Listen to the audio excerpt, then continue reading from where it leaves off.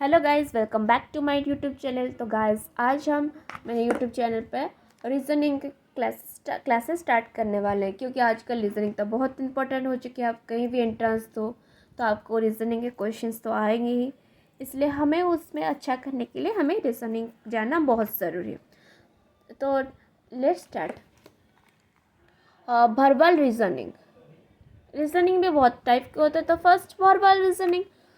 Verbal reasoning is understanding and reasoning using concepts framed in words.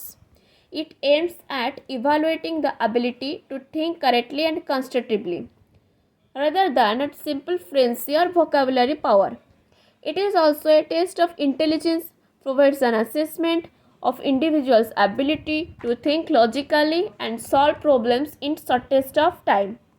Verbal reasoning tests use words, letters, and numbers, require logical reasoning and a reasonable knowledge of English language words.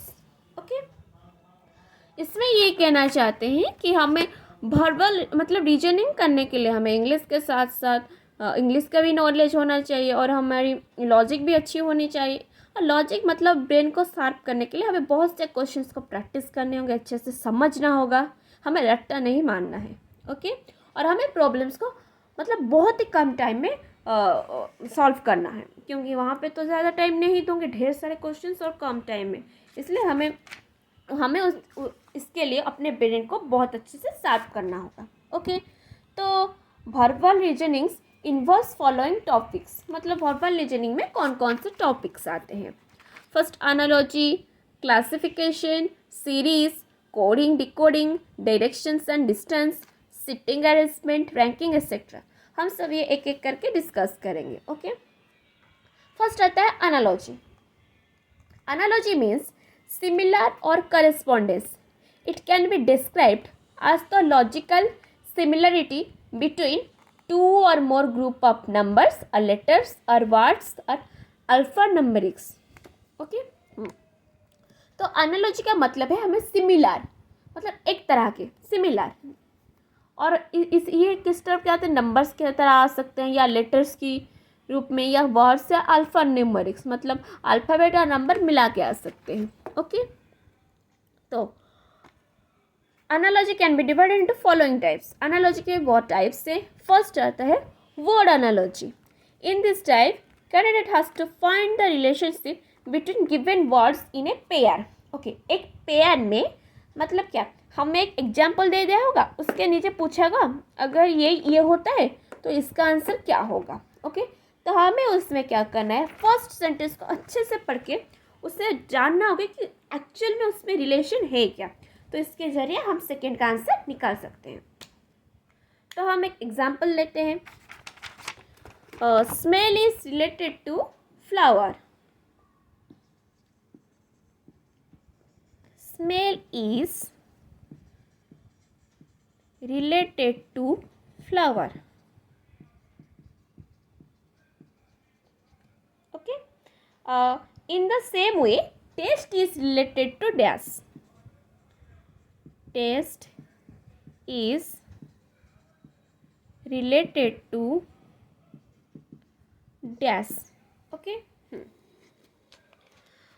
इसके options भी दिए हैं। टोंग, आपको exams में option भी देते हैं entrance में, तो चिंता है कोई बात नहीं। Food, water and sweet. Okay, इतना हमें दिया है। तो अब हम चेक करते हैं।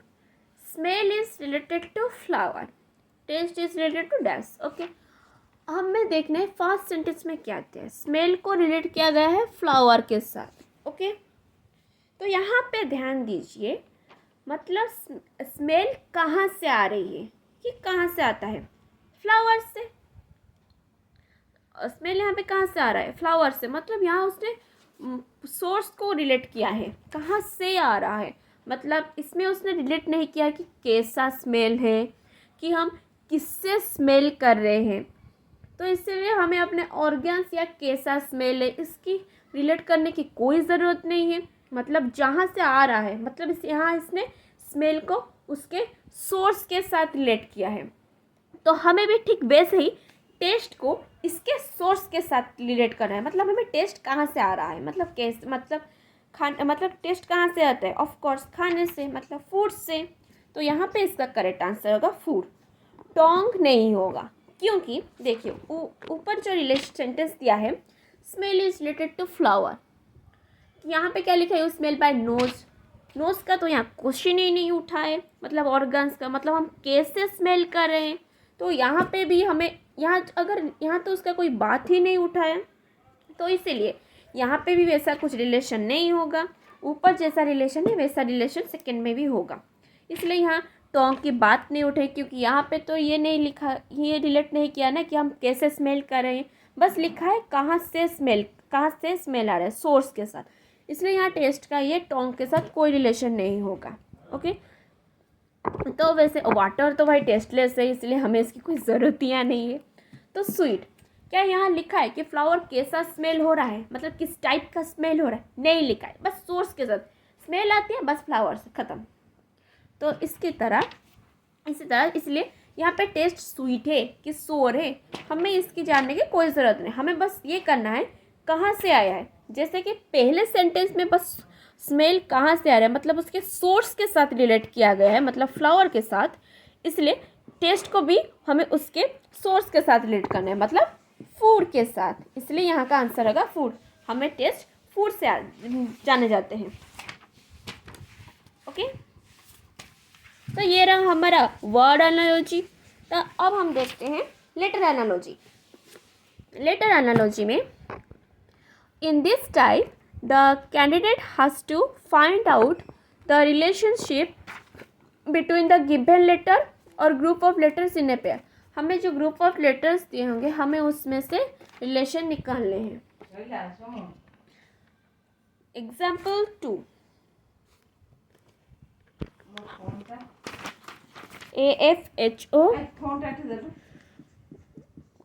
AFHO GBDJ of 2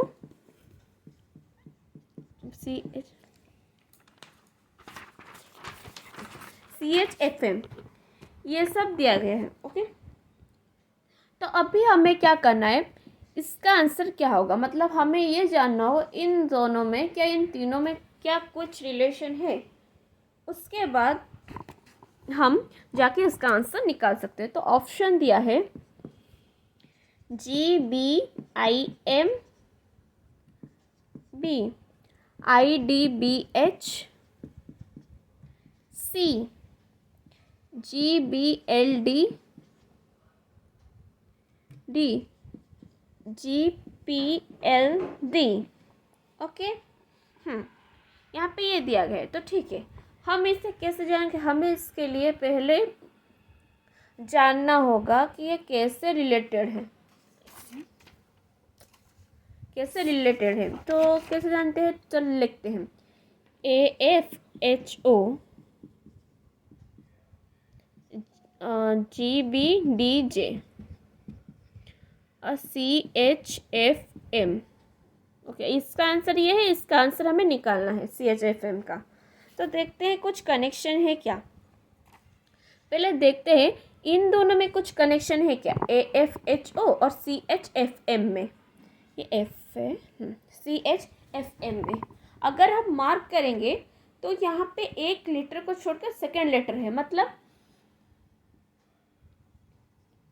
ABC, मतलब यहाँ B को छोड़ के C है, मतलब A+2 इक्वल्स टू C, मतलब AB उसके बाद C, मतलब दो लेटर को छोड़ के C आता है, तो A+2 C, तापर F to H में कितना डिफरेंस है, +2, मतलब FGH, मतलब FG को छोड़ के H आता है, फिर H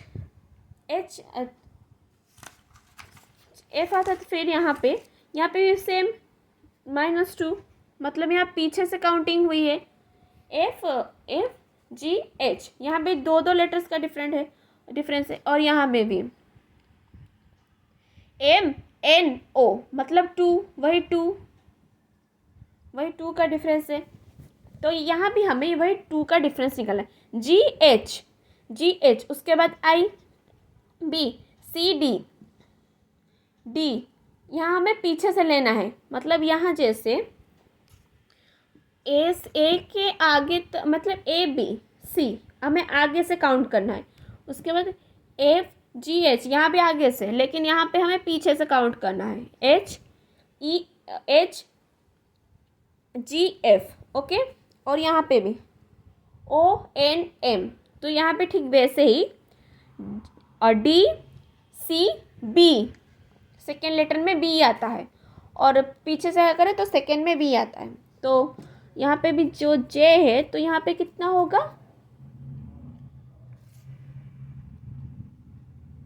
एच आई जे, तो यहाँ पे एच होगा।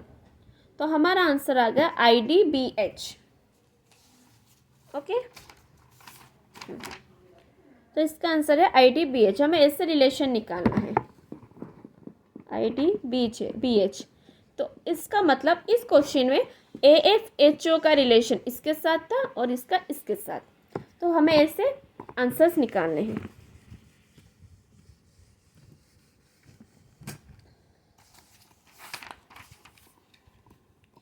उसके बाद आता है number analogy. Number analogy, in this type numbers are given in pair or groups and the candidate has to find the relationship between the numbers or group of numbers, okay।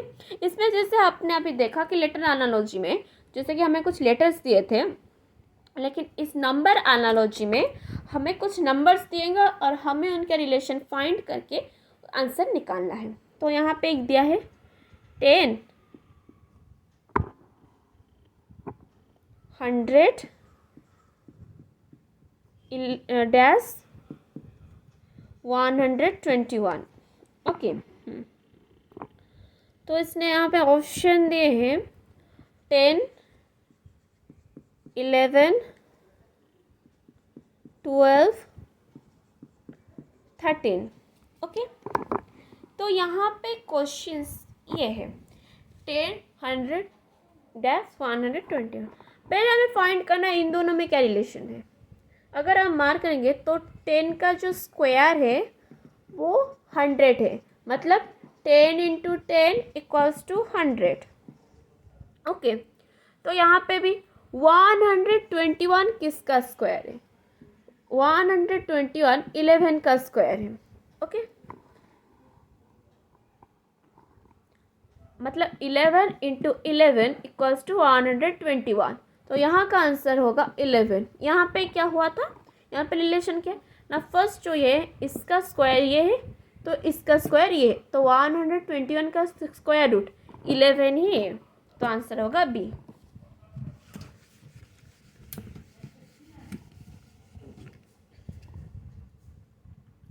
Alpha numeric analogy. उसके बाद है alpha numeric analogy. In this type, there is a certain relationship between the given group of numbers, a group of letters, and a number of one side, and the candidate is asked to find the correct alternative based on the relationship. इसमें क्या है, alpha numeric analogy. इसमें एक तरफ मतलब alphabets दिए हैं, दूसरी तरफ नंबर्स, और फिर अल्फ़ाबेट्स, और हमें नंबर फाइंड करने हैं, नंबर या अल्फ़ाबेट्स ऐसे पूछता है। तो इसमें एग्जांपल क्या है, nice NICE is related to 14935, like that. Price is related to dash,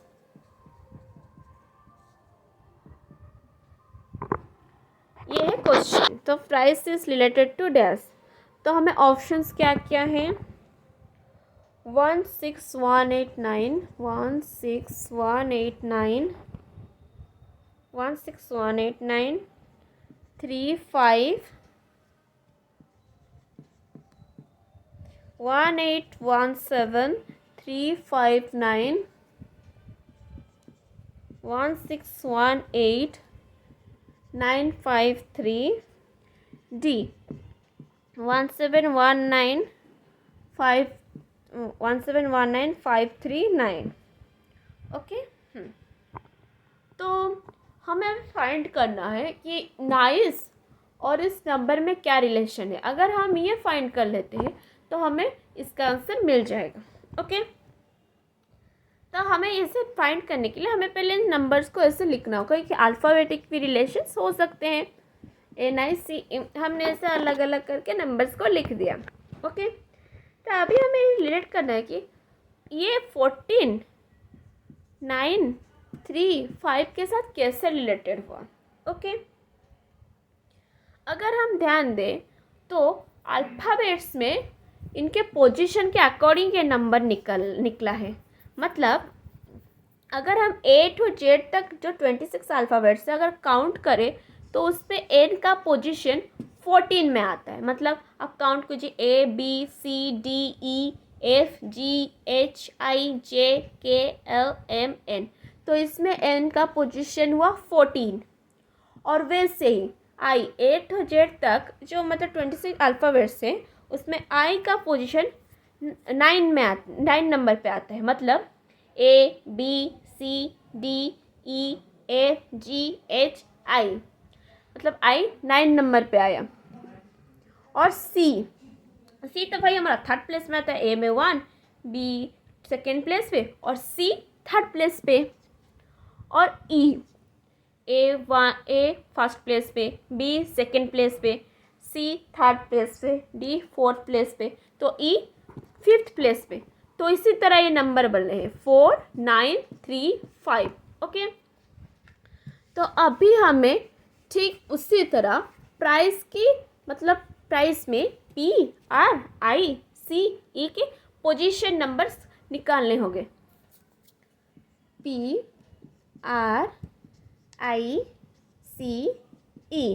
okay. तो अभी हमें A to Z तक जानना है कि इसमें P का पोजीशन नंबर क्या है, मतलब P कितने पोजीशन में है। सो A फर्स्ट में, B सेकेंड में, C थर्ड में, D फोर्थ में, E फिफ्थ में, F सिक्स्थ में, G सेवेंथ पे, H eighth pay, I ninth पे, J टेंथ पे, K 11th पे, L 12th पे, M 13 पे, N 14 पे, O 15 पे और P 16 प्लेस में आता है। ओके, 16 प्लेस पे। और उसके बाद हमें R का कैलकुलेट करना है। ओके। अच्छा, P 16 में आता है, P 16, Q 17, देन R कितने में आया 18th में। ओके।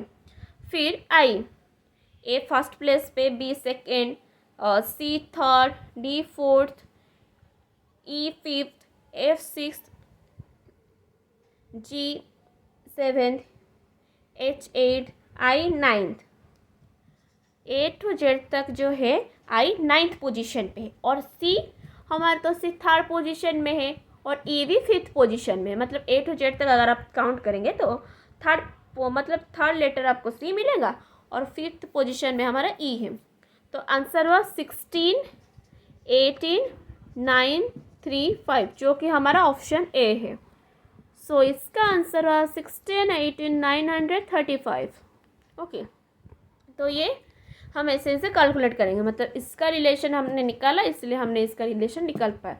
इसलिए हमेशा हमें फर्स्ट सेंटेंस पर पूरा जोर डालना है कि आखिर में इसमें क्या क्या दिया है, किसने किसके साथ रिलेटेड हुआ है, कैसे हुआ है, तो हमें ये सब ध्यान देना होगा।